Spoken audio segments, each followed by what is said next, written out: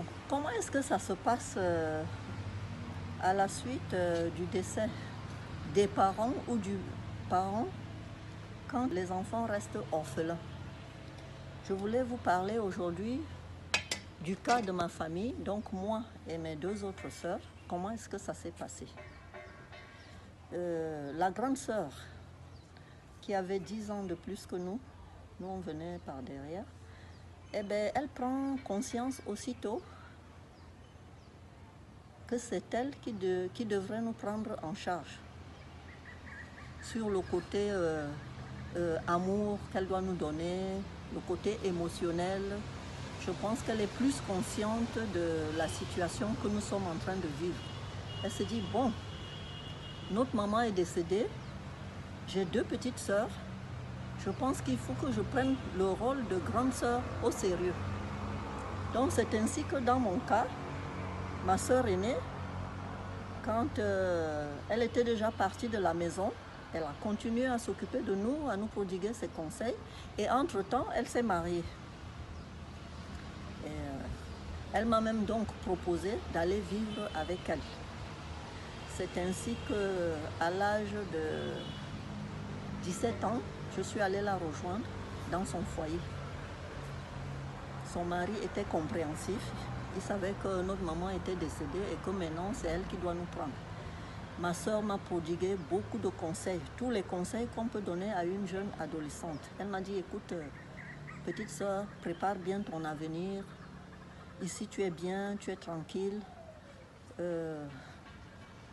Tout ce qu'il fallait, même conseils de beauté, comment nettoyer le visage, comment faire le ménage. Vraiment, elle m'a montré beaucoup de choses que je ne connaissais pas. Et elle était une maman pour moi. Elle était comme une mère pour moi. Tout ce que j'avais comme souci à l'extérieur, je venais me confier à elle. Et parfois à ses amis. Quand je n'avais pas envie de parler à ma soeur, je m'adressais plutôt à sa meilleure amie. Et donc il y a des choses que je disais à sa meilleure amie plutôt qu'à elle, parce que moi, j'avais déjà sa crainte de telle sorte que je la prenais comme une maman. Elle était une grande sœur, mais parfois je me disais non, ça je ne veux pas lui dire, je veux plutôt dire à son amie. Et je disais à son amie, ne dis pas à ma soeur.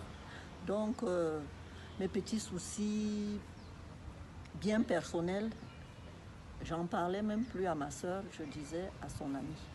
Et c'est ainsi qu'on a grandi. De temps en temps, mon autre sœur aussi, celle que je suivais, elle était déjà dans son ménage, elle avait déjà un enfant, mais on se retrouvait souvent à trois et pour passer des bons moments, pour partager notre douleur et passer des bons moments ensemble. Il y a eu des Noëls, des Nouvel An qu'on a organisés et qu'on se retrouvait en famille. Et ça nous faisait penser à notre mère. Et on essayait de rester vraiment, de garder ce lien étroit, ce lien d'amour qui est entre nous. Donc, c'est pour vous dire que les petites sœurs s'accrochent à l'aîné quand elles voient que l'aîné prend vraiment ce rôle en main. Un jeune, qu'est-ce qui se passe dans sa tête? Il suffit d'être bon, d'être attentionné et de leur montrer que vraiment vous leur apportez la sécurité. Ils s'accrochent à vous, même si c'est le grand frère ou la grande sœur. Hein. Et c'est ainsi que ces cadets s'attachent à l'aîné et suivent les conseils de l'aîné. Voilà ce que je voulais vous dire dans mon cas, ce que nous avons vécu. Quand les choses se passent bien. Et actuellement, nous sommes chacune. Moi aussi, je me suis mariée entre-temps. Et voilà, chacune est dans son ménage. Et malheureusement pour nous, notre grande sœur est décédée. Donc, nous sommes restés deux, mais on est très liés, ma sœur et moi. On partage presque tout. Nos douleurs, nos souffrances, nos joies. Mais nous restons liés.